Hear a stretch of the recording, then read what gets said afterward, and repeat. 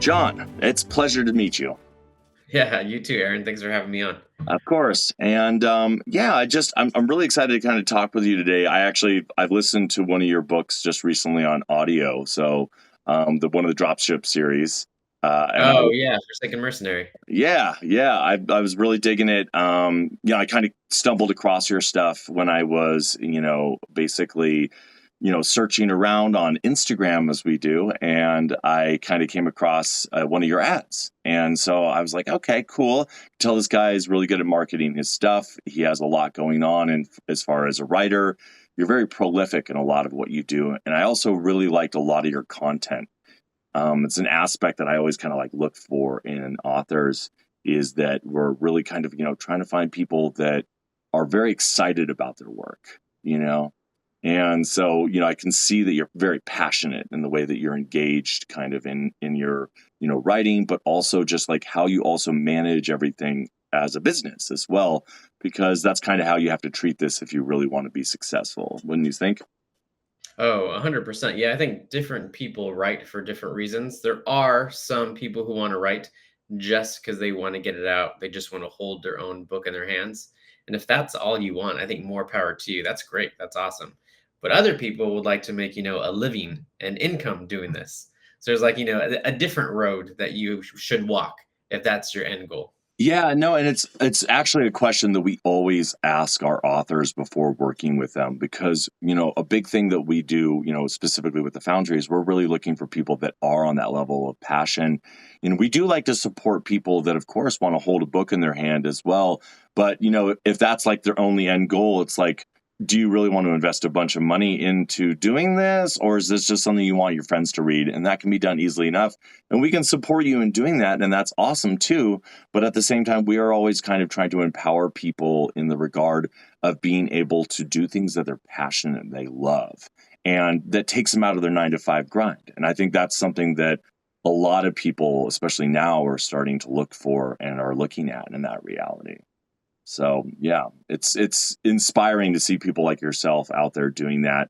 I'd love to have you just talk a little bit about your current projects, ongoing things, and then we'll kind of do your most recent project right at the end, so that we can kind of let people know what's coming up and what's going to be coming out next. But please kind of give us a full background of yourself and your experience as an author on the journey so far. For sure. I've been writing now for about 13 years. I started writing with a traditional publishing house, and I saw kind of like how things were done. And then I also saw the percentage that I was getting afterwards going through a traditional publishing house. So I told myself these four little words that have gotten me in so much trouble over the years, Aaron. And they are how hard, 5 words I can't spell. How hard could it be? How hard could it be? I could do this. How hard could it be? And it ends up usually, Aaron, ends up being pretty hard. You've got to work on it. But at least you get to choose your hard. Because I remember having a corporate job before I left. That was hard too, but it was Yeah. a hard that I didn't want to have. At least this is a hard that I enjoy and the road that I want to go down. Yeah. So 13 years ago, left my job, started with a traditional publishing house, kind of saw what they were doing, and I thought to myself, I could do this. So we started publishing ourselves. Fast forward now, right? 13 years. And now we're kind of like a hybrid author. So, yes, we're publishing our own stuff, but we've signed a New York deal now to get another series published traditionally. So now we kind of seen and understood both worlds, and now we get the best of both worlds. Yeah, it's interesting how this, the scene in independent authorship has changed. And I think in a lot of the art forms, we're starting to realize that, we have the power and the tools now to basically do everything that publishing houses were doing before. We have the resources, we have the technology to make that a reality. And like you said, it's just about the drive. You really have to, want to commit to it and make this, your career, as a full-time thing. So yeah, it's impressive when people make that transition. And it's something that I always really appreciate on multiple levels, because I feel like in a lot of ways, it's it's kind of taking our power back in essence, because like you said, when you were looking at the percentages of what you were ending up getting back from, the publishers, you're going, wait a minute, like I'm doing, most of the work, or at least that's what you think initially as well. But then you start doing all the things that they're ending up handling. You're like, oh, this is actually a lot of extra work. But I think once you fine tune it, and we're going to talk more about this as we kind of get into the process, once you fine tune it and streamline your process, it becomes a lot more easier. It's still a lot of work, but at the same time, it becomes something where it's like a well-oiled machine in an essence too.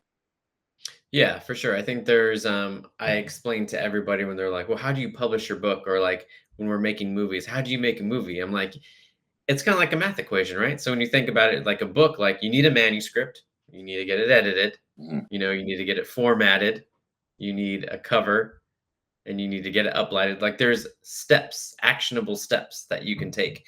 If you stand back and look at it as a whole, it can be overwhelming and it can seem like a lot. But if you break it down, right, like X plus Y equals Z in steps, actionable steps, it's a lot more manageable. Yeah, and that's you kind of nailed it too. It's exactly what I tell a lot of people, and especially just even in day-to-day life, when we get overwhelmed, it's the tendency because we're looking at everything all at once and we're like, "Oh my God, it's so much stuff." But when you break it down into little pieces and work on each section a little at a time, that overwhelming madness becomes a lot more of a manageable reality.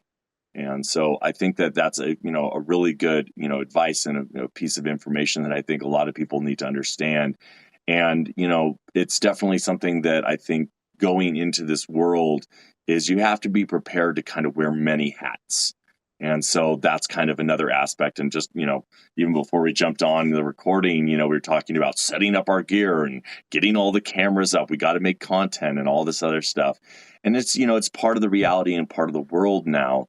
And it's one of those things that you can hire people to do that, but often what we find is you're going to always do a better job at creating your own stuff than somebody else's. Not always. You might find the right people to work with that can help you really create and imagine your dream, or bring your dream to reality, I guess. And that's kind of crucial to also have a team of people, because I'm sure you probably don't edit your own books or make your own book covers, so we're always having people that we outsource stuff to. And that's also important to know that, one, we're going to be spending money on that. And two, that we find people that we trust and we like to work with too in that process. Yeah, 100%. I think outsourcing this year, we've grown a lot within our company, hiring different people to lend us a hand. And that has freed up our time to really narrow in Yeah. on what we're good at and what we want to be doing. So now more than ever, my time is free to write more. That's really what I want to be doing. I want to create the team around me who are happy to do the editing and the formatting and the cover design and all that kind of stuff. So I get to focus on what I got in this business to do in the first place. Yeah, and I mean that's pretty much exactly what the reality is. And I think, what we do at the Foundry, and I'm not going to talk about ourselves very much, but it's that reality. Sometimes we free up the opportunity for people to write.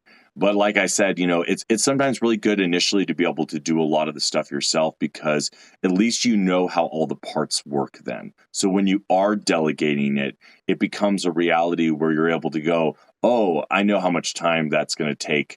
Sorry, but yes, you're gonna have to do that. Thank you. You know what I mean? And it shows, it gives you more gratitude and appreciation when you get to that space where you're able to do that, and you're like, oh man, everyone's working really hard. I'm so glad to have these people on board as that reality, instead of just outsourcing. And not to say that you can't have gratitude just by outsourcing, but I think it does kind of set that humbling self into place a lot, where you're like, okay, I remembered how much that was a lot of work initially, and now I get to alleviate some of that pressure and hand this over. And you get to focus on what you love to do, which is the whole point of doing this in the first place, which is the writing.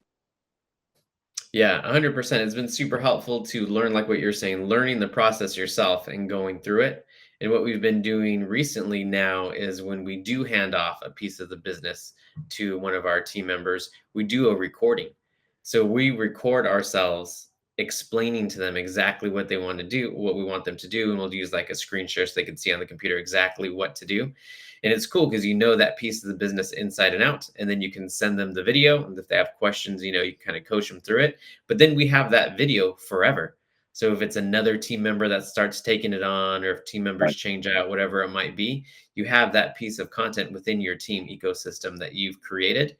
And then it's kind of like, evergreen. That when you always have like a tool now to teach another team member. Yeah, no, that's actually a really good insight as well, and being able to, also make sure so you're not repeating yourself, and you're saving yourself a lot of time for the future, future reference as well.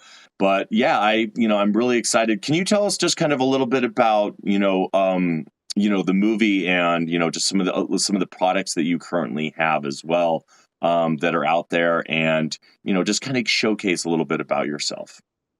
Yeah, so we started writing again 13 years ago, started our own publishing company, and we're always kind of looking to do what people are not doing in the industry. Like I want to zig when other people are zagging. So there was a time where, the big thing was, to start your own publishing company and like start publishing other authors, Right, or start co-writing with a bunch of different authors, right? So when we saw people doing that, we're like, I don't really want to. I personally didn't get into this business because I loved publishing other people. I love writing. And right. then with co-authors too, like if they're doing all the writing, I'm not doing the writing. So I didn't really want to go that route. So we were kind of looking and thinking about what it might look like. And I kept on hearing something that was just kind of so sad to me, at least. There was no path for authors, independent or even traditional published is very hard to get their books to screen, to be able to make TV shows and movies, Right. right? Seems like impossible. I would see it all the time. I still see it. I'll see my author friends, they'll have like a reader who's such a big fan and they're messaging them online saying like, "Hey, this would make a great TV show. This would make a great movie." And then the author, there's like no hope for the author. The author's like, "Well, if Hollywood comes knocking, or if you know anybody in Hollywood," there's like no plan for them. So I thought to myself, that seems impossible. That's what I want to do. I only want to do the impossible now. I've been doing different projects and working on different things long enough now to know that I don't want what everybody else is doing. Like I have no need to try to duplicate or replicate people. I want to like forge our own path forward. So for us, that ended up being film. So we did a Kickstarter for our first film, which is Infinity System. So the readers were asking me the same thing, like, "Hey, when are we going to get TV shows and when are we going to get movies?" And I'm like, "Hey, if you kickstart the money, I'll figure a way to make it happen. We'll find out together." That's right. So they Make did. it We did a happen. Kickstarter. Yeah, we did a Kickstarter for the first film. We raised 60 grand. So with 60 grand, we just shot a pilot episode. So just a 30-minute Perfect. pilot episode. Put it up on YouTube. You can take it's free to watch. It's called Infinity System. And then from there, just more and more doors started opening.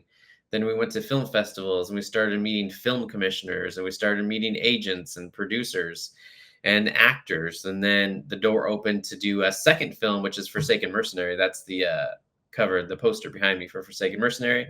Right. We did that. That just came out. And now there's deals on the table with Viola Davis's company, with Sylvester Stallone reading my scripts that I'm writing. So Right. just kind of like snowballed now where yes, it started with books and I'm still writing books. I'm releasing 2 novels a year, but Mhm. now it's growing and growing and growing into something much bigger. Yeah. No, I think that's great, and it is always that, like we were talking about too prior, was it's the mystery behind a lot of these things, right? And so it's like I love being able to unravel the mysteries and seeing that you guys are also doing the same thing in kind of the movie realm of stuff. But I also like that you're being unique and creating your own path in regards to this. A lot of the greatest things are built from the ground up. And, it sounds like you have a pretty good team of people now that you're working with. And we'll kind of get into some of those questions here in a little bit.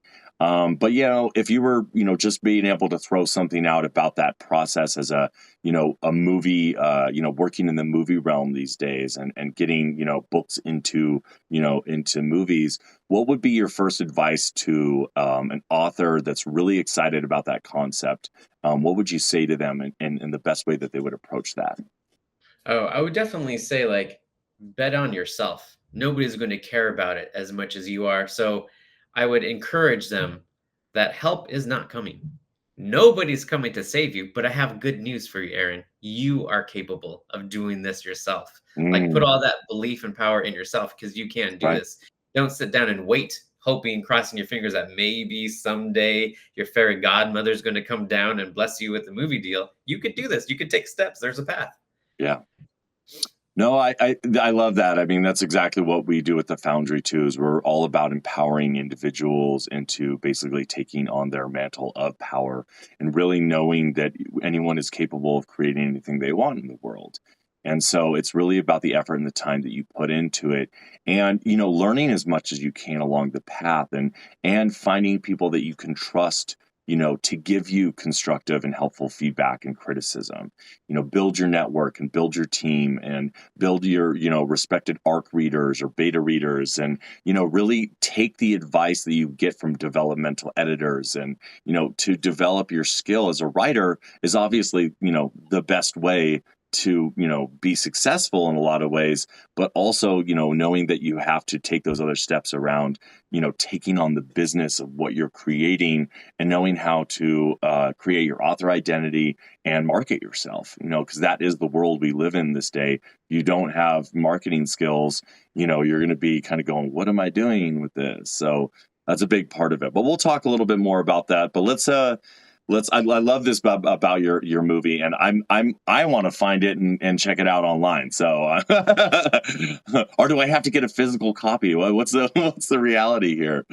Yeah, so with again, we're just trying different things. So with Infinity System, that was our first film. You Yeah, can just go to YouTube, type in Infinity System, you can right. watch it. So we're monetizing, able to bring in money from our company, just having something up on YouTube, right? Yeah, Getting paid from Google for that. Then with Forsaken Mercenary just came out, so it's going to film festivals around the world, right. getting shown. That's where we're going to make more connections and meet more people. Once it's done with the film festival around, then we're going to basically just sell it from our website. We're just going to Excellent. sell it just like we would like an ebook or Good. an audiobook. So I don't know if, and you can sell digital. We can sell digital copies too because we have digital copies of Good. the movie. So there's different ways that you can cut this up. I tell authors all the time, like when you're a creator, you're creating an intellectual property, right? It's a story, but it's like an intellectual property that you own. And I love food, Aaron. I don't know about you, but I love pizza. I Sì, love va pie. I love bene, grazie. yeah. So when I think about the IP, I think of like a pizza, right? You cut a pizza in many different slices. And when you create an IP, it's the same thing, right? It's not just books, it's not just ebooks, it's not just paperback, hardcover, audio, comic books, merchandise, TV shows, like the list translations. That's huge, right? So Yeah, the list goes on and on and on, where I think a lot of authors, creators in general, kind of just like sell themselves short. They might just do like the ebook or a paperback and then hope, right? There's that thing and just like hope, not really have a plan or not know what to yeah, do, just kind of like throw it out there. And we're like, no, you can monetize this much further. And then also you've got to make sure that you're creating an environment or a community where readers want to find you, right? Because I see so many authors, what they'll do on social media is just like spam social media with no like value. All they're doing is like shouting on social media, my book's available, grab my book, here's my book, right? Like you can't do that. You want to provide value to your readers. You want to give them a place where they want to come, and like whether it's a Facebook group or a newsletter that you have or a community, right? You want to build that community. I always think about Gary Vee. Gary Vee has a great line where he says, give, take. So the give portion is when you're creating value to your readers, right? You're giving them advanced looks at the covers, you're giving them, advanced chapters they can take a look at. You're going to give them a special deal when the book comes out. You're going to give them a free short story, just like adding value, not asking anything. Give. And then when your book comes out, then it's time to take. Then you've invested all that cash, all that goodwill into the ATM. So when you do have an ask from them, like 1 out of 10 times you ask, then there's money, there's value in the ATM. They want to give back to you that's because right. you've given them so much along the way. That's Yeah, it's such a value that that's some really amazing knowledge there to kind of put into, the hands of a lot of, aspiring authors and stuff. Is we really, that is the thing, is it's like, how do we, interest, people in what it is that we're selling? And I see what you're saying. Like, I see that all the time with the spam. Look at my book, look at my, and it's like the same thing over and over again. It's like, that's cool, but like, no, that's not adding value to their experience. They're going to be like, see it 2 or 3 times and then probably just be annoyed with it and scroll past it and not like it or whatever, And so that's it, again, what attracted me to your platform in a lot of ways as well is because of the value and also the way that you talk about what you do. And that's I think that's such a powerful aspect about being an author is, we have a lot of insights in our own life and our own world, but also like, how did we bring ourselves up to be able to do what we're doing now? I mean, how did you even just sit down and decide to write a book and finish a book? Like finishing a book is like no small feat in a lot of ways. If you look at that, it's hours and hours of times, weeks and days and months sometimes. And, sometimes years pass by and people, still haven't done the book or whatever. So it's such an empowering process of what you're doing. And so bringing that value of your experience to your audience is, I think, absolute value. And I really like that about what you do. And I also like how you inspire through, your process as well. So, Thanks. Yeah, I yeah. appreciate it. I tell everybody too, like, sitting down and writing a book, I forget the numbers, but it's like 98% of people would like to write a book, whether it's fiction or nonfiction. Like most people want to write a book or they would want, right? But very, very few, that percentage goes down to like 1% to actually sit down and spend the disciplined time and are consistent into creating their book. So I Mm, get asked this question all the time, like, oh, when can you consider yourself a real author? I was like, as long as you're writing, you're actively writing, you're being disciplined and consistent writing, I think you're an author. I think if you're putting in the work and the effort I and the agree. time, you need to call yourself an author, right? Yep. So, and a lot of times too, people always ask like, well, how do you do it? How do you write so fast? And I'm just like, honestly, it has nothing to do with motivation. Motivation comes and goes. Sometimes you feel motivated to do stuff and sometimes you don't. So Yep. don't rely on motivation. Yep. You have to rely on discipline and consistency. Like create a schedule, whatever that looks like for you. So if the schedule for you looks like you can write 1,000 words a day, that is awesome. Stick to that though. Be honest with yourself and disciplined and consistent. If you can write 500 words a day, that's also great. You'll get there with 500 words a day, but you've got to be disciplined and consistent. I tell people all the time, like discipline and consistency will take you places that motivation never could. Yeah. No, I think that you're, kind of nailing it again in such a big way. I think there's always that like, motivation, motivate yourself, da, da, da, and it's, I've worked independently pretty much my entire life. So I've always worked for myself and everyone's like, how do you do it? And like, how do you also like do 4 businesses, And I'm like, they're like, how do you stay motivated all the time? And it's like, I'm not, like you said, like I'm not motivated some days where I'm just like, man, I just really don't. But I'm like, I got to do the thing, and it's like going to the gym, it's like you got to stay disciplined with that if you're really trying to, especially now that I'm in my 40s, it's like I have to take on that reality of that experience. It's like, if I don't do this, for one, I'm not going to feel good in my body and my body is going to do the thing. And in a similar way, like we kind of have that same process when we're writing. Not that we should be beating ourselves up and being like, do it and get in there, you're a bad person. It's more of like, hey, I've made this commitment to myself. So out of my integrity, I need to really follow through with that because I am the author that I am becoming. And so we're always attracting the future to ourselves in essence.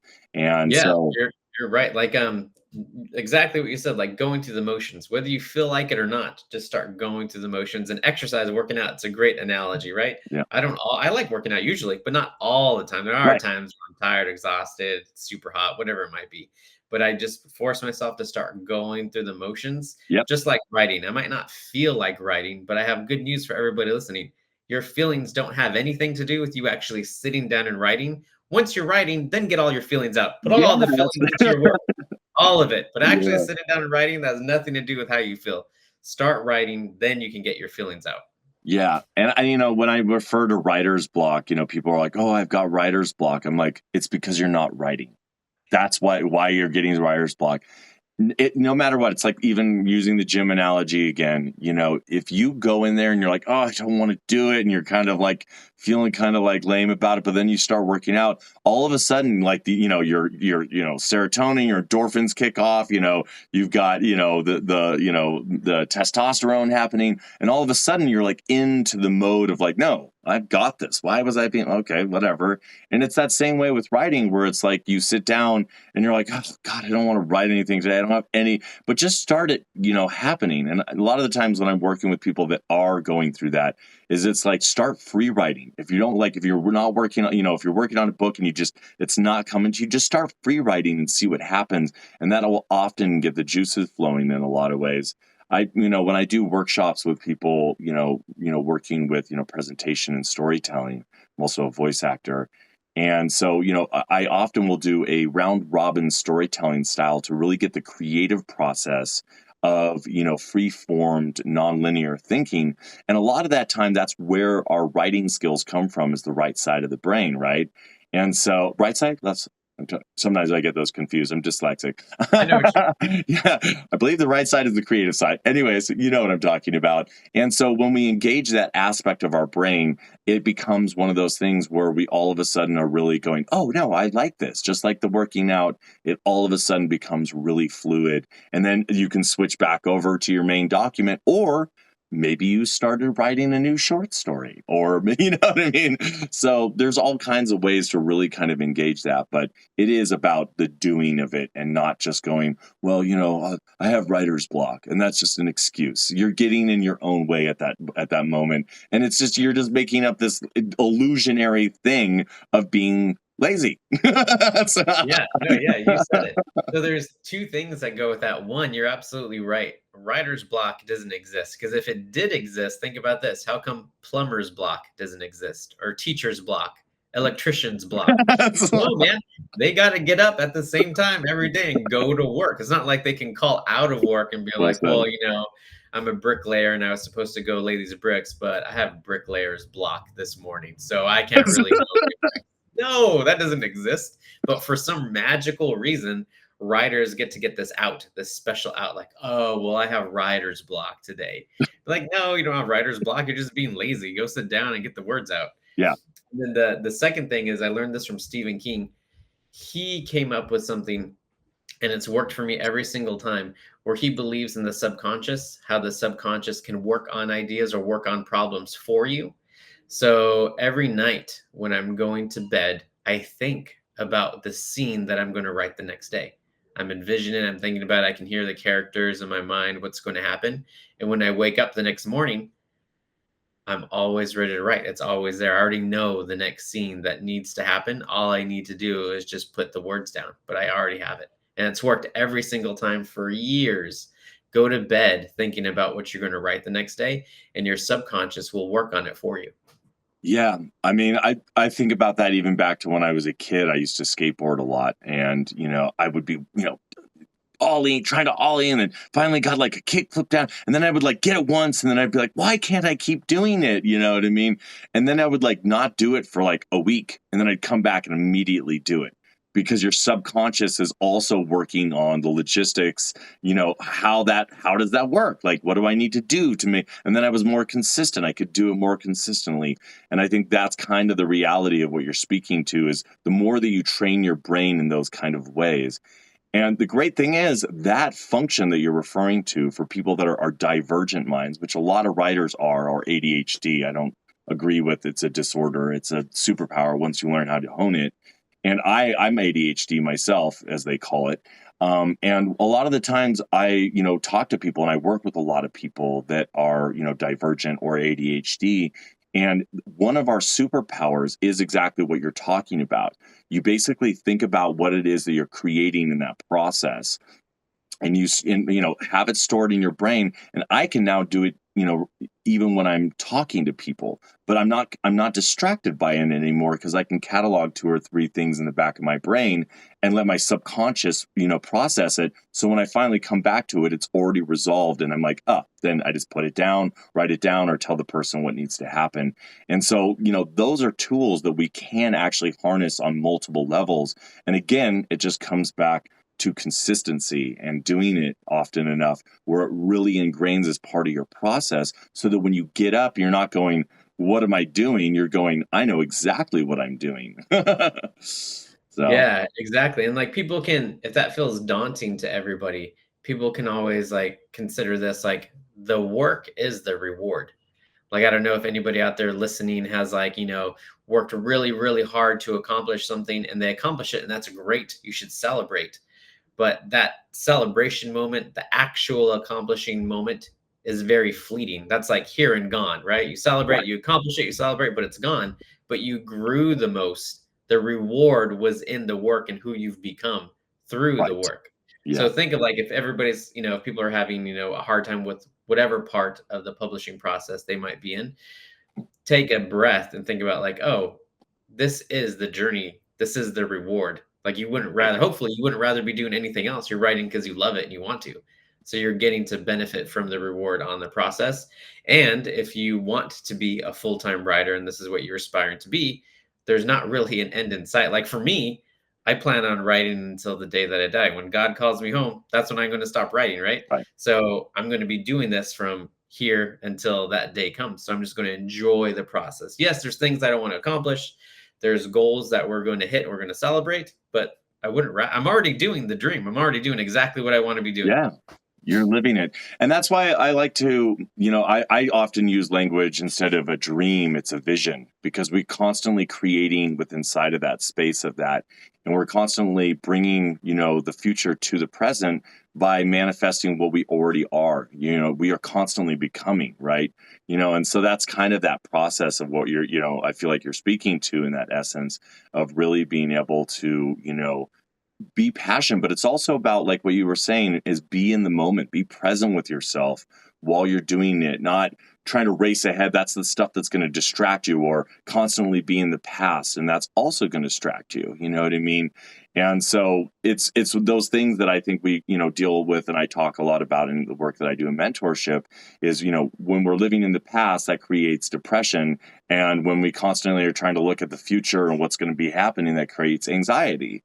And when we really pull ourselves back into the moment, in the present moment, these creative processes become, one, more enjoyable, and two, they become more fluid.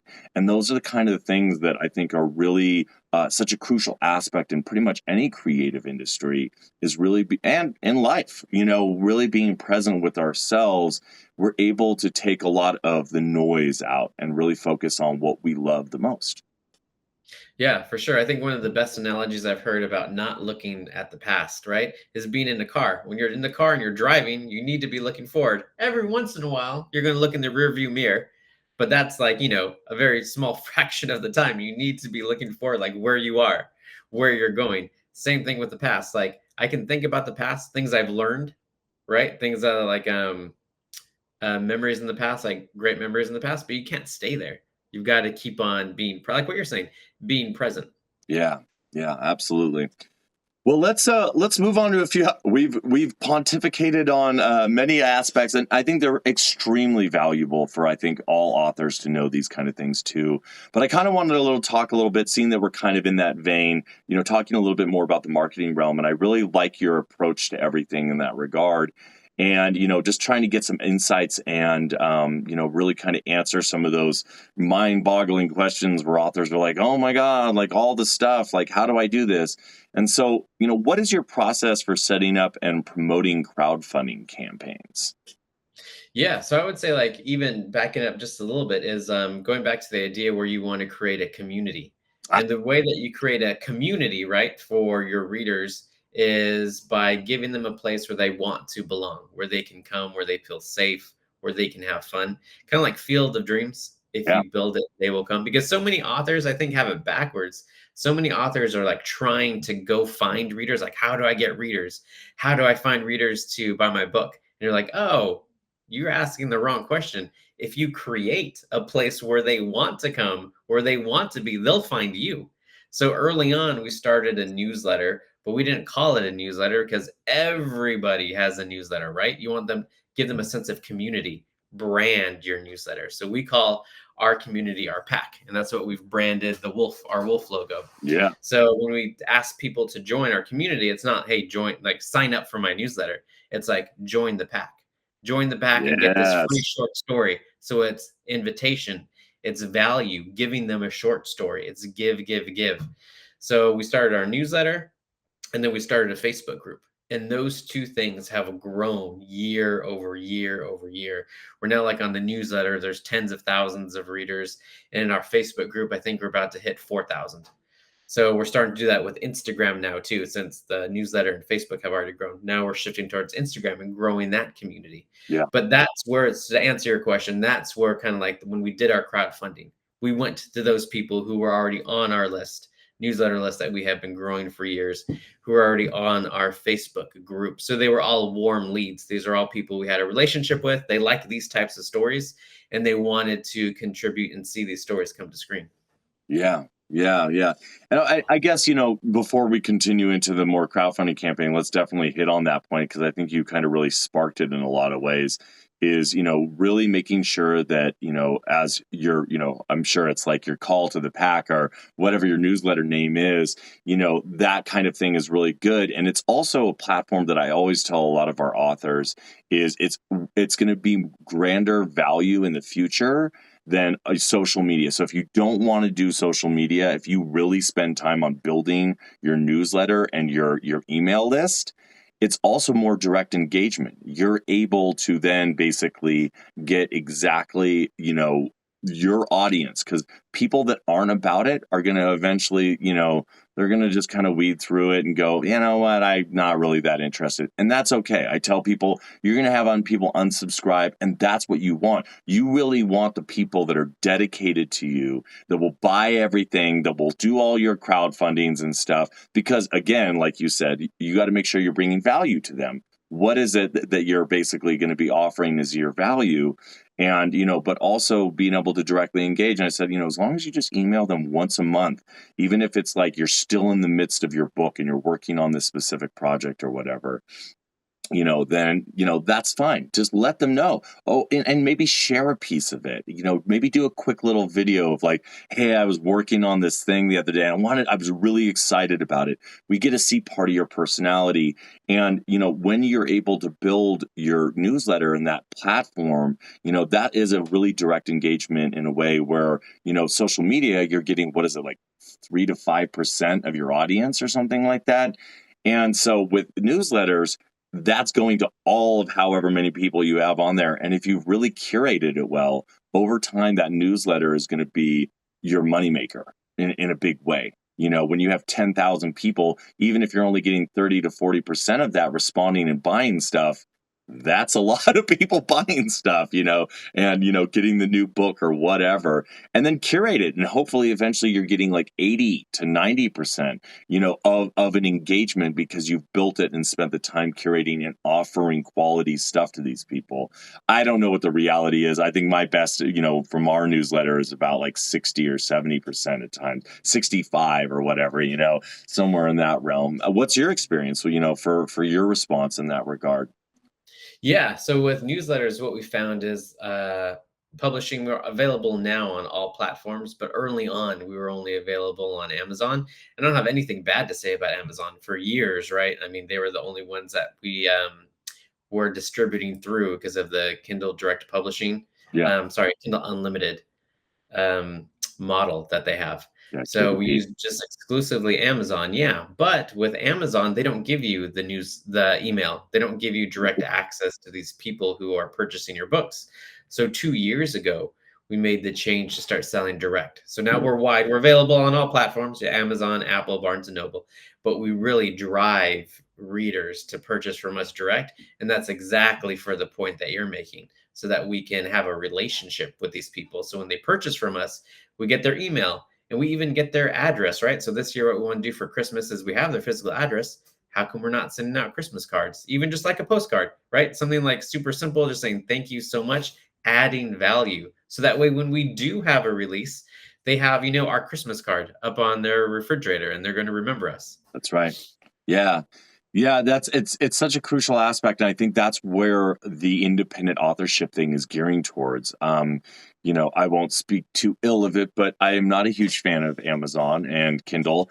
I think they take advantage of a lot of our authors, but at the same time, we are starting to learn that there is things like BookFunnel and other similar, products out there that we can utilize to sell our art, personally and directly. And a lot of people that are buying, creative, projects, books or music these days, they are being more inclined to buy directly than necessarily, with Kindle. Although we still have a lot of people because they get all this access for free, and they're paying out like tenths of pennies to us. But I think once now the fact that we're educating people on the reality of how we are able to support ourselves in these industries, a lot of our clients are starting to go, wait a minute, our readers are going, wait, we want to support these authors and this isn't really doing it the best way. How can we do that? Oh, we just go to their website and purchase it right there. And so that's what I'm gearing up to. And I do have a question about that, because I've been asking authors, pretty consistently. And I was speaking with Andy about it, and he was just starting to kind of move into that reality of being able to, market directly through the platform. How effective has that been for you?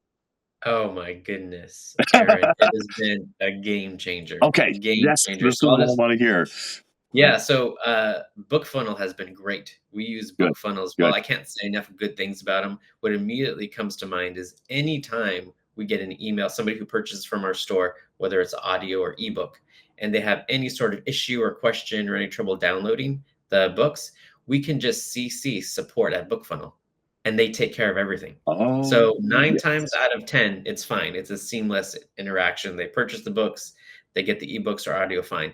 But for, sometimes some of our older readers might have issues, how do I download these books? And if they send us an email, all we have to do is CC support at BookFunnel and they take it from there. It's so easy and seamless. And then also the second thing is, again, early on, we just use Amazon exclusively because we didn't know any better. We were just in Kindle Unlimited, right? We thought that was the thing to do.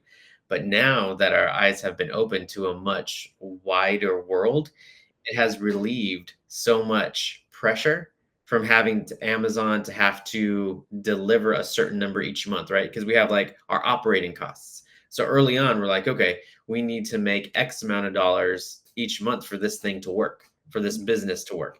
And all of it was coming from Amazon. But now that stress has been lifted because it's not just on Amazon. Now that we're wide. So now we get paid from, like Barnes and Noble. Yes, we still get paid from Amazon, but we're also getting paid from Findaway for our audio. We're getting paid directly, direct Mm. sales. And now our direct sales have vastly outgrown what Amazon was making. Because again, on Amazon, they take a percentage, they're the distributor. So you only get, depending on how you price your book, you might get anywhere from like 30 to 70%, depending on how you price your book. But Right. with direct sales, you're getting 100%.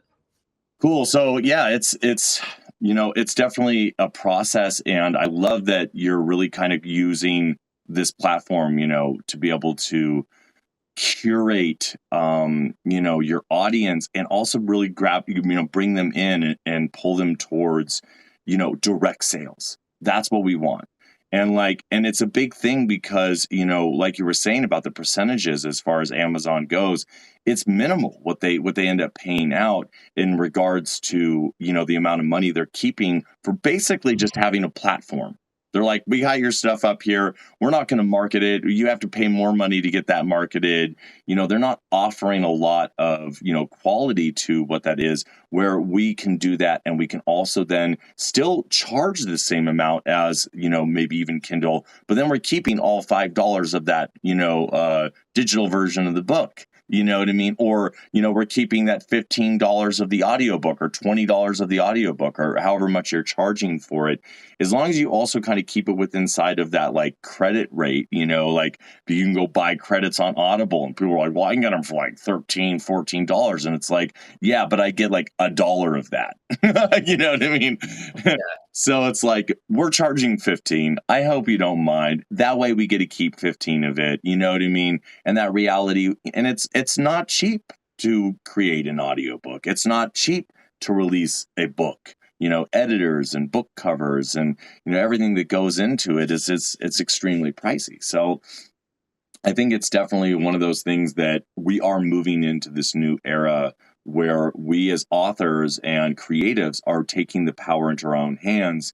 And I like that. I like that these big conglomerates that are taking advantage of people don't get to do that anymore. That excites me. Yeah, it's great to be able to. I was listening to an interview with Michael Jordan, right? And he was getting interviewed, and the person who was interviewing was asking him, "Okay, here's the scenario. There's seconds left on the clock. The game's tied. Who takes the final shot?" And Michael Jordan says, "I do. Winners always want the ball." And I think to myself that all the time. As much as I can be in control of that ball, I'll know I'll work the hardest for our company getting us where we want to be. So I'd much rather have the ball in my hands, like with direct sales, than like passing the ball off to somebody else and hoping that it's all going to work out. Yeah. Yeah, I mean that is the reality of it, and I think that now with the tools that we have, we can do that. So that's great. Yeah. So let's just move back to the initial question. I was glad that we kind of answered that. It kind of I think put a lot of things into perspective as we kind of maybe talk a little bit about the crowdfunding. Let's just kind of talk a little bit about what that looks like because I really want to start creating a place where people can kind of see and unravel these mysteries as we were talking about in regards to what that looks like, to really start a crowdfunding campaign and like how you go about that. And I guess the other question is when's a good time to start doing that? Yeah, so the way that we did it successfully is like I almost felt like I was running for a public office because I think a lot of people who know you would want to support you, but like what you were saying before, when you throw something on social media, what did you say? Only maybe like 3 to 5% of people actually see it who are following you. So you can't just rely on social media when you're doing a Kickstarter or a crowdfunding campaign. You've got to reach out to people individually. Mhm. So, we did all the above. We sent out emails, we did the whole social media thing, but it's very easy to get lost in the mix. Where with a direct message, it's more difficult to get lost. So, whether we were emailing people directly or messaging them on Facebook directly or texting them if I had their number directly, we got a huge response. So, what I did is like I made a spreadsheet and I put in 300 names and every single day I hit up 10 names, 10 names, 10 names. And the response was awesome. Like, of course, there's like a person here or there who didn't respond, a person who are there who's like, hey, you know what, money's tight right now. But what's really cool about using crowdfunding campaigns is crowdfunding favors the number of backers that support you rather than how much each backer is giving. Mm, So, to give you context, the algorithm and the crowdfunding would look on you more favorably if you had 100 people giving $1 versus one person giving $100. mm, Because it looks like popularity. Like, is this popular? And if it's popular, then the algorithm can start working for you and it'll start promoting right for you. right. You'll be more visible. So in that way, we're like, hey, let's set up a $1 tier. And that way too, when I was asking people and like telling people what we're doing making movies, I would let them know, like, hey, no, at any level, we would love to have you. Even if it's at the $1 tier, like we don't want anybody to get left behind. At the $1 tier, you're going to get some really cool concept art and you'll get the emails so you can know what's going on. Yeah. Yeah, no, that's brilliant in that regard. And when did you first start using crowdfunding for your projects? Yeah, so we've only done transparency. We've only done two. We did crowdfunding for our first film, Infinity System, and then for our second film, Forsaken Mercenary. So we did it twice. I think the first time we did it, it was right after the pandemic. So maybe it was like 2020, 2021, right as the pandemic was ending. We decided it was time to make a movie. Nice, nice. Yeah, and I've spoken with some other authors in regards to utilizing crowdfunding to help kind of basically fund their projects, including like book cover art and stuff like that as well. The editing, it's all very expensive stuff usually, in a lot of ways. And have you ever done anything like that yourself? So I haven't used it for books. I'm the anomaly. I'm always like everybody who started using it for books. I'm like, I'm going to use this to So get my make some movies movies. going. Yeah, exactly. My mind keeps on like I always thinking of like for whatever reason, I want to try to accomplish the impossible, right? And for me, for a lot of authors, it seemed impossible to start making TV shows or movies. So, we understood the book publishing process, Yeah. and I, kind of equate it to like we got really good at hunting deer. So I could spend the rest of my life hunting deer and just publishing books, and that'd be cool. Or there's that dragon over there on the top of the mountain. Let's go hunt that dragon and see if we can get him down too. Yeah. So I haven't used Kickstarter or crowdfunding for books, only for films. Okay. Well, no, I think it's good either way. And I think that, having that insight to know, when to use it as well, that's kind of the thing is, if you overuse it, I think also can be kind of fatiguing sometimes on, it depends, I guess, on what you're really giving in return to that as well.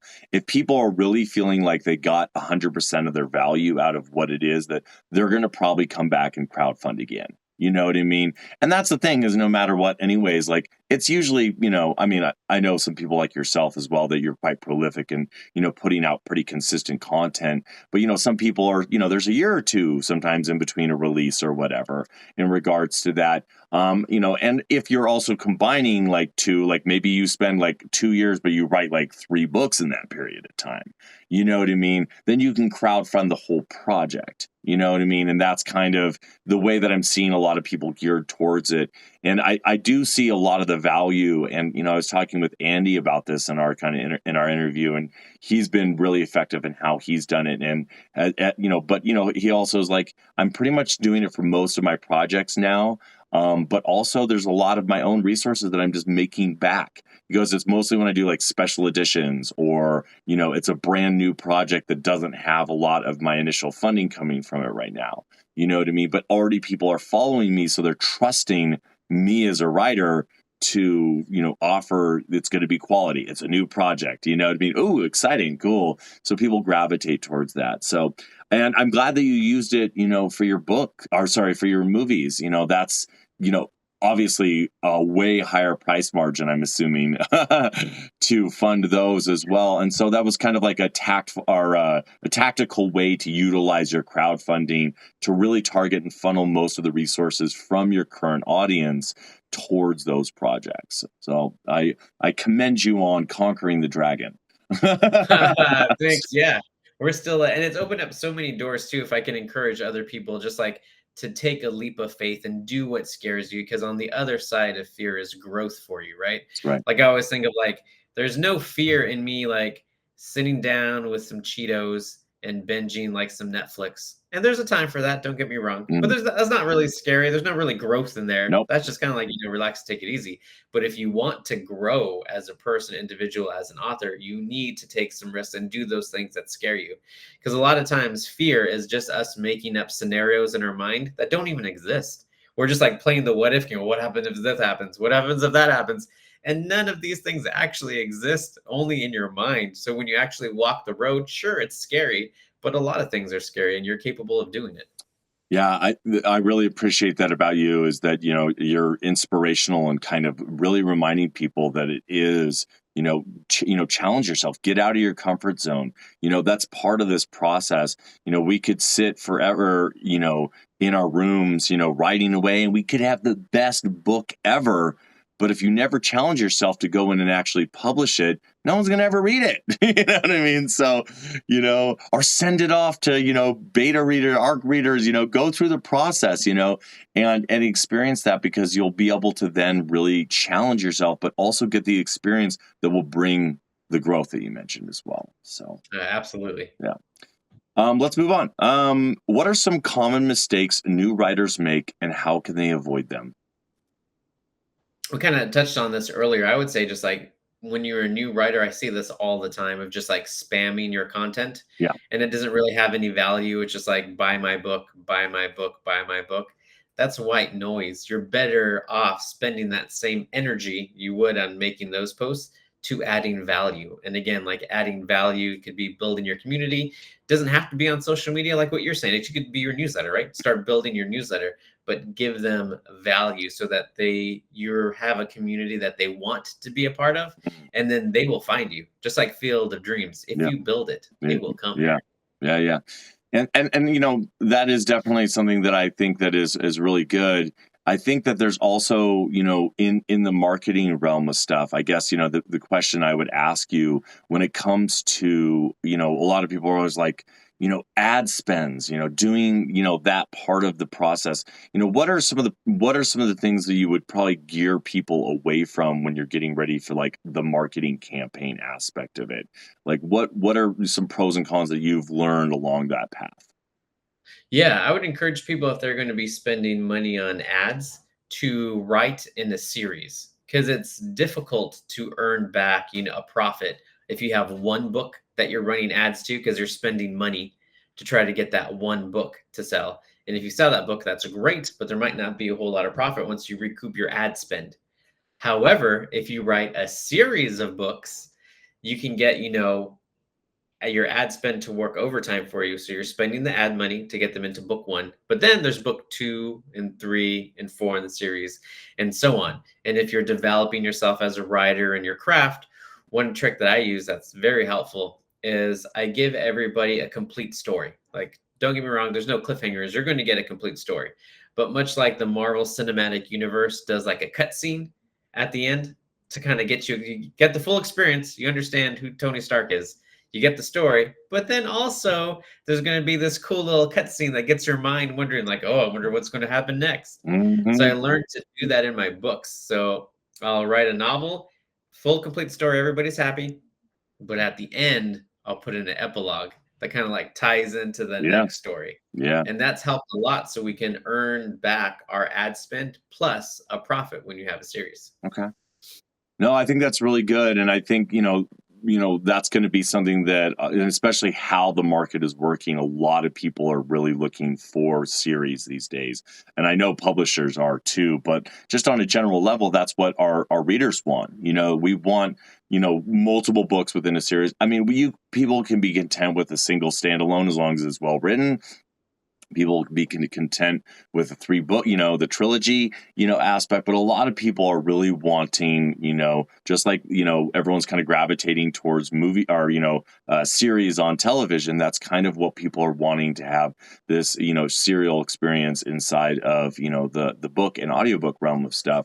But if let's say, for instance, with authors, we all have to start somewhere, right? So like what would you say then you would do to help market your individual or your first book of a series then? Yeah. So what's helped us a lot too is again just branding the wolf. The wolf is our logo for our company. Mm. So what we started doing too, along with novels, is merchandise. And what's great about merchandise is you can sell that direct as well. And what's even better about merchandise, you can sell through your site. And then there's print on demand businesses that will Mhm. print the merchandise once it's ordered and shipped for you.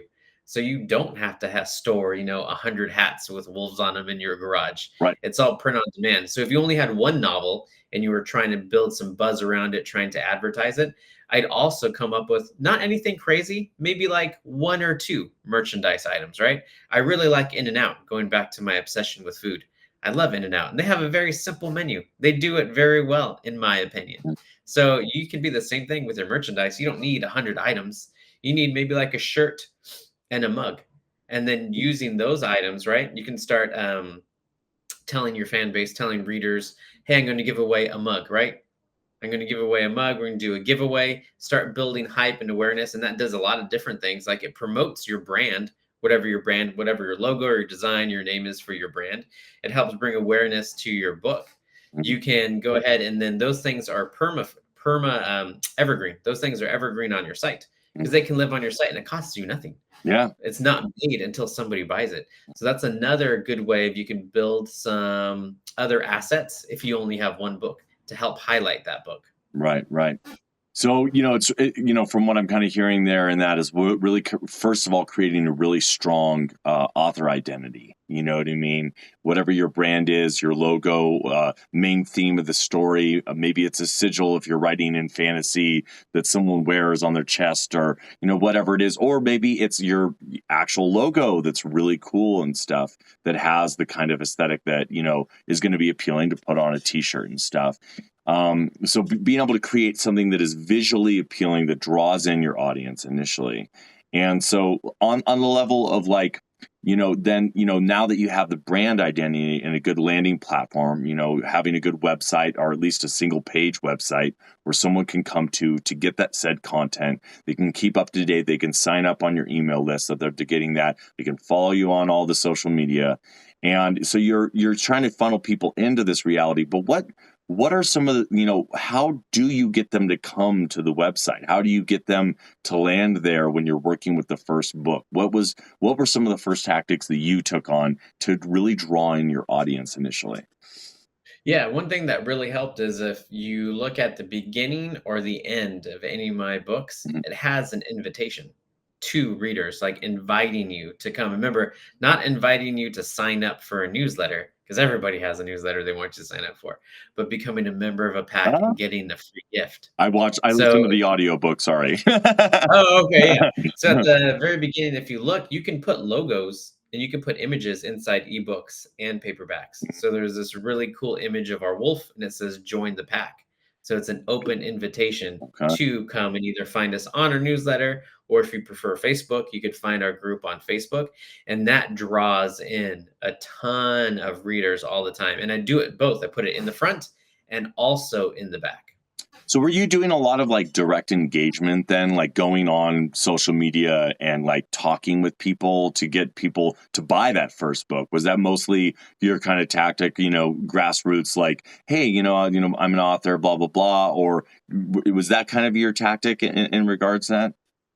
Oh yeah, the painful truth that I tell everybody. Everybody asks me for the magic bullet. They even say those words, Aaron. They're like, "What's the That's, magic bullet to sell 1,000,000 there is no copies?" I'm magic like, bullet. "There is no this is the magic bullet. This is, Consistency and time, yeah, day in and day out." The hard truth that nobody wants to recognize is you gain readers one at a time. yeah. And nobody really wants to talk about that. Everybody wants to have like these magic things that are all of a sudden working. But no, we've been doing it for 13 years. So you're exactly right. Early on, I'm still engaged in my Facebook group. I'm still engaged in the newsletter. That's what it takes. Like every day, I'm either in the Facebook group, I'm making an Instagram video, I'm going live on Facebook. I did that like 2 days ago because we had a release. But you're right. It's every single day showing up and having that personal connection with readers. Yeah, that's what I found, and I've actually been working with this gentleman. He's one of our first clients with the Foundry, and his name's John Maldonado. He's a sci-fi writer. I've also narrated his book, and when I first met him, I met him through social media, and he's got his series Nephilim War, and he's got 2 books out right now. And when I first met him, he was already doing a really good job at marketing his book. He had already had like thousands of sales. And I was like, this is amazing. And so when I started talking to him, I was really excited. And we started, chatting more. And he really wanted me to do the audiobook. And then when we realized we had a conversation and I started reading the manuscript, and I was like, this isn't professionally edited. And so I was blown away. I'm like, how is something that's not professionally edited, making so many sales out there?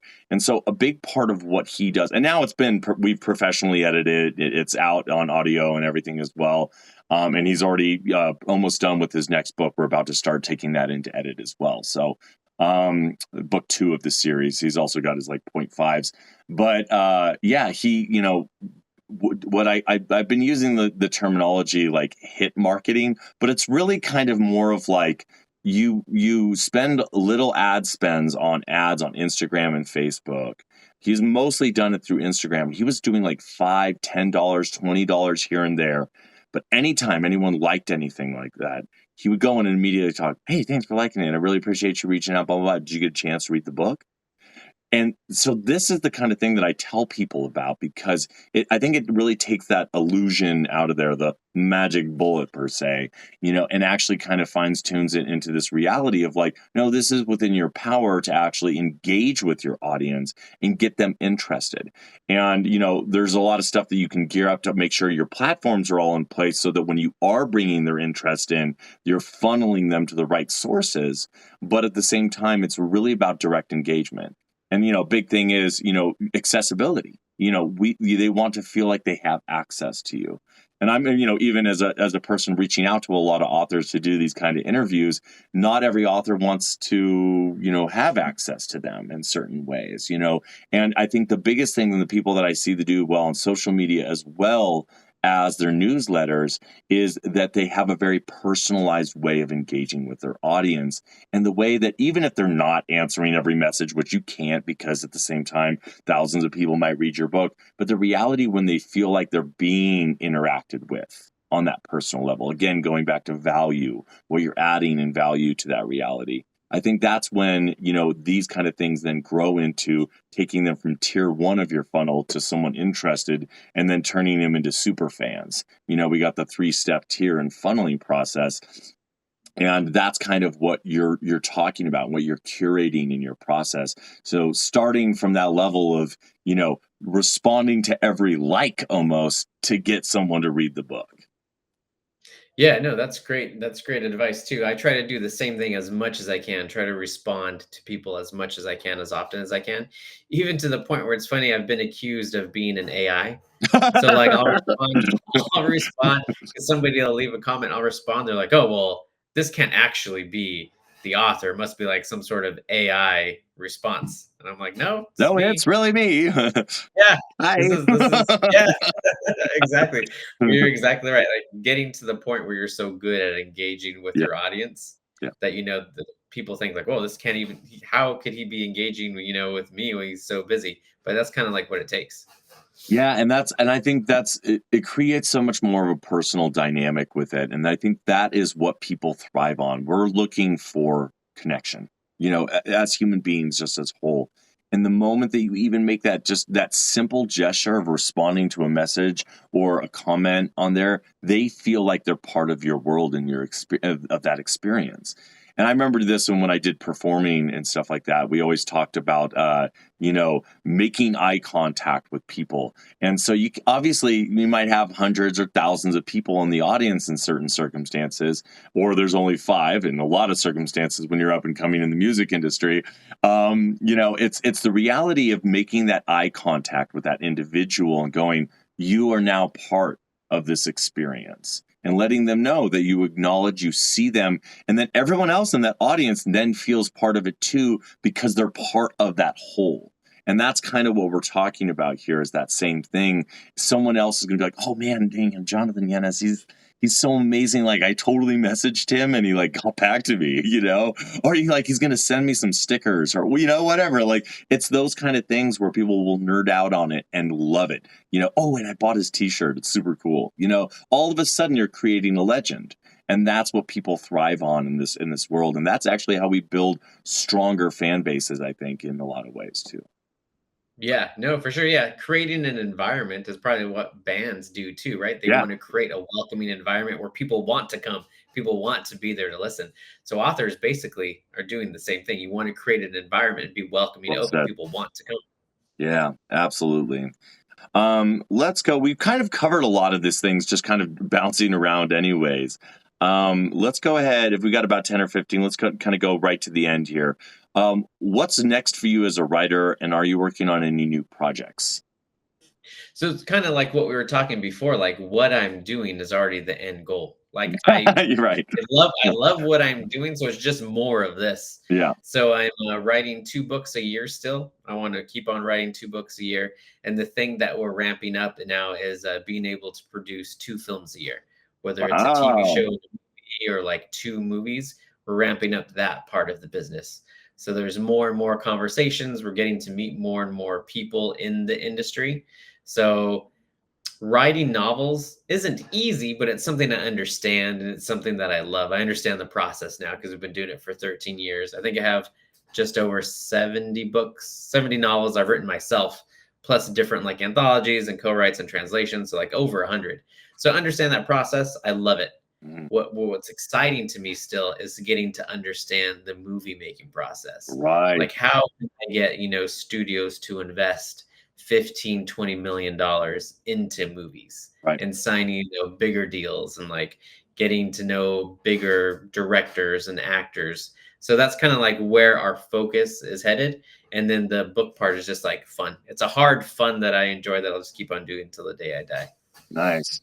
Yeah, it's really cool, and it's also really cool that you're kind of moving into the movie world, and it's got to feel really good to be able to produce your own movie. It's I think one of the things that I am always frustrated, or not always, 95% of the time, I'm pretty frustrated when you go and see a movie of a book that you really like and they didn't follow the story at all. I mean, a really good example of this is the Wheel of Time series. There's some people that are like, "Oh, it's so, it's great." I'm like, I was so upset I couldn't even watch the second season. You know what I mean? Like I had a hard time even finishing the first season. I was like, "Ugh." I don't know if you ever read the Wheel of Time or if you're a fantasy fan or whatever, but it was extremely frustrating. And then I take things like, and this goes into the sci-fi world, is Ender's Game. By Scott, what's his name? Totally, Orson Scott Orson Card. Scott Card. Thank you. Um, Amazing author, and he produced that movie when they did it. And so it's almost exactly like the book. There's only it's like a little piece missing out of it that wasn't in there, but pretty much I've read the book and I watched the movie and I'm like it matches up. So I'm assuming when you created your own movie that you're trying to keep it as close to your original storyline as possible. Would you say that that's correct? Yeah, 100%. Like God gave us the opportunity to be involved at the writing and producing levels. So I understand. It was always a mystery to me, like how could the movie or TV show be so different than the book? And I understand. I can tell you. I'll tell you all the secrets. Yeah, tell So me. what happens is, yes. So what happens is usually on a film, there's more than one producer involved. There's many producers, right, Right. who are like helming the ship. The producers are the ones that are helming. The director is in charge of, putting the story together and how it looks. But the producers are the money people. They're the Right. ones like actually making sure actors are showing up on time and stuff like that. Yeah. So what happens on a film like that is in the two films that I've worked on, we've had different producers too, and they have nothing but, the best intent. But if each producer even innocently has like one ask, they're like, "Oh, I would really like to film in this location because I don't know, X, Y, and Z they've always wanted to." And the different producers like, "Okay, well, I would really like to get a role for my friend. My friend has, been acting and I'd like to find them a role." And they're all innocent and those are all great asks, but it starts by like 1 degree moving the meter. Okay, well, like, okay, we have our true north, that's where the story is going, but this producer is going to move the meter Uh, like 1 degree, right? Because they want their friend involved. They want their friend to be an actor. And this other producer is going to move it 1 more degree because they can't shoot early in the year. It has to shoot later in the year. So we're not going to get the location we wanted. And then we're going to move 1 more degree because this other producer, this third producer, has a change to the script. They want, this character to act a certain way or be a certain way because that's important to them. yeah. And that's how the stories start changing. So even if, the producers only have one ask, but if enough producers have one ask and you're changing degrees and things are changing in the story, by the time you actually get where you want to go, it's a completely different story than you had set out to make in the first place. And I think that happens a lot where different producers or different, even a director could get involved and they only have, one or two asks and it seems nothing but innocent. But then if a lot of people do that, the story completely changes. Yeah, that makes sense, and that makes sense also why him being the producer made it so that probably didn't happen so often. Yes, exactly. Interesting. Well, it's I'm really stoked that you're taking that leap, conquering the next great adventure, which is the movie realm of stuff, and producing them yourself, which is it's not heard of all that often. You know what I mean? There's not a lot of authors out there that are producing their own movies. I probably can count them on one hand. Realistically. So I'm really excited to see what you do with that. I am definitely going to get a digital version of Forsaken Mercenary, because I really liked the first book, and I'm definitely going to continue listening to the series because I liked the series. And like you said, that's how you get people. You get them. You have the series. I'm hooked now. I'm like, man, I just wish each book was a little longer. God, come on, John. But it's actually really, it's really like what you're doing there is actually smart. You're breaking them up like that. You could have had the first 4 books be one book if you wanted to, but you're really making this as each one is a product, but you're also leaving them in really good places. Like you said, it's a complete story. I don't feel like I was cheated. I felt like I was delivered something that was really quality and engaging and interesting. And I'm like, cool, now I'm going to read the next one. You know what I mean? And it keeps people kind of on this momentum. But I would say your books are a little bit more, they're shorter than, or at least, the first several. I think there are a few of them, as I looked at them, got a little bit longer as well.